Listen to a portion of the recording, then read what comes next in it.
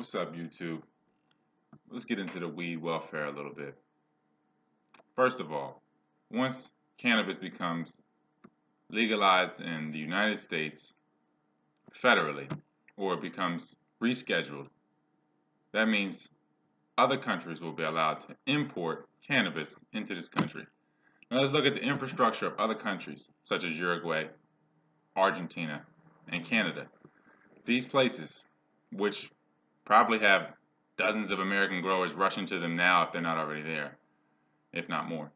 These places they're already in the process, if it's not already up, for them to have the infrastructure ready to produce crops at such a massive scale, mainly just to inject into the American and European markets, but mainly American once it becomes legal federally. You know what that would do to the market of cannabis when you can import it like corn from another country? You can import like any crop from another country. You know the value of cannabis, where it will go? In the gutter. So we look at the weed welfare. Most people in this country, in the United States, just to say, the 50 countries that are on this agreement, most of these people are on fixed income, one way or another. Social Security, some type of just over broke job, something like. And weed, for some reason, people feel like it's any different. It really is a just over broke job. It's a fixed income job. There's so many hands in the pot the higher you go up with cannabis. Because again, it's more of an organic material. It's not a concentrate. So, but you can turn it into concentrates, of course. And that's what I'm saying. Like I said in the last video, Weed Revolution, that if you don't create value for yourself and by way of like, I don't know, anything, creating oils or different things, different whatever, some type of innovation with the plant itself, you will have no value in, when the culture swings. And it's not going to be anything that's going to change the lives of too many people, because if anybody that is in touch or in tune with the cannabis culture now knows that the rate is dropping rapidly, and each day is just losing value. So people are on a fixed income. It's literally a fixed income that you're taking a risk at a lower level in most places because they want you to get caught up in the lower level courts, because federally, it's a bunch of gangs and drug dealers anyway. So if you can get out of the lower level courts, then you have a better chance of getting off and seeing your just due. But they get us all caught up in the lower level courts, basically illegal courts, and it's all about. It's funny when you think about it, because you got a government that is a gang of dealers that kind of creates an environment that forces its public to do things in the supposed black market, whether it be cannabis or anything else that's in the supposed black market.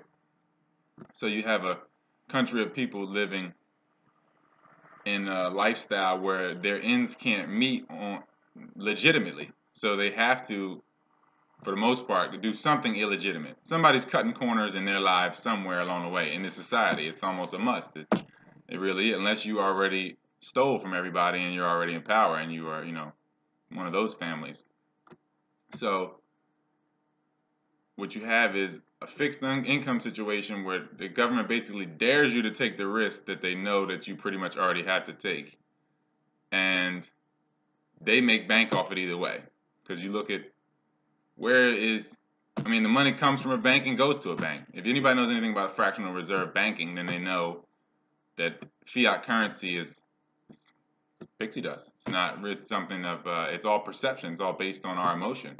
So they make out, like you can look at the Wells Fargo or Bank of America laundering billions in drug money through Mexico from '04 to '07, '08. It was billions. It was, like the growth, like the third of the GDP of Mexico itself, and that was just what was on record.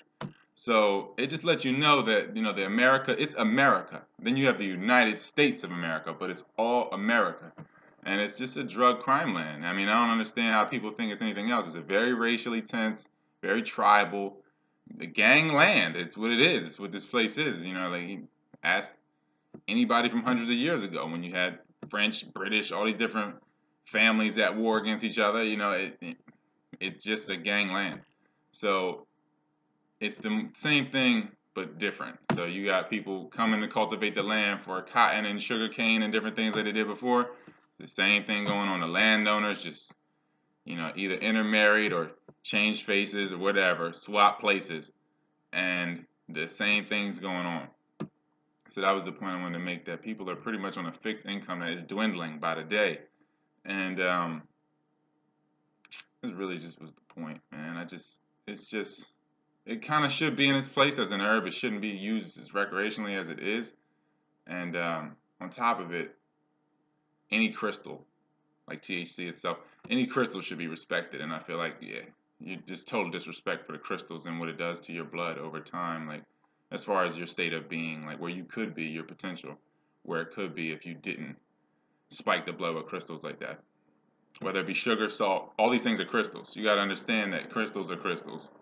And the processing of the crystals requires iron. And most people are low on iron, low on oxygen, dehydrated, so they're not processing things properly. They're not in the right state of mind to make decisions to say, like, weed doesn't affect me. Like, no, you already affected before you put weed in your system. So it's already an adulterated state of being.